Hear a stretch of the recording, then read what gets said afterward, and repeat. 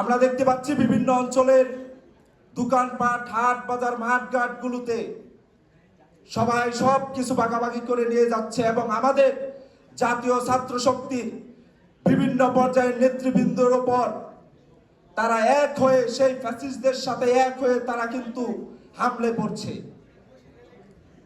আমাদের এই দিনে আমাদের এক হতে হবে, ঐক্যবদ্ধ হতে হবে, আমাদের সবার হাতকে শক্ত করে ধরতে হবে।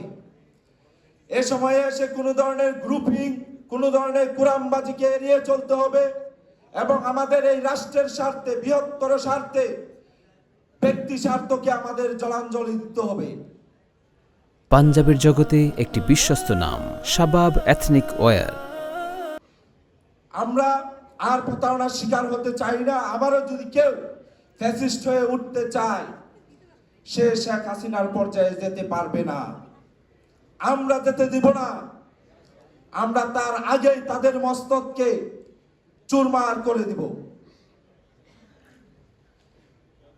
জাতীয় ছাত্র শক্তি ঢাকা বিশ্ববিদ্যালয়ের পক্ষ থেকে আপনাদের সবাইকে অভিবাদন এবং আমাদের এই সংগঠনটিকে আমরা সব সময় একটি জ্ঞানমুখী সংগঠন হিসাবে তৈরি করার চেষ্টা করব এবং আমাদের সকল তৃণমূল পর্যায়ের নেতৃবৃন্দদেরকে বিভিন্নভাবে বিভিন্ন পাঠচক্র এবং দায় এবং দরদের রাজনীতির মাধ্যমে সবাইকে একটি ফ্যামিলির মতো আচরণ করতে হবে এবং সবার বিপদে সবাইকে এগিয়ে যেতে হবে এবং সারা দেশের যত নেতাকর্মী আছে তারা যেন একটি অঙ্গের মতো হয়।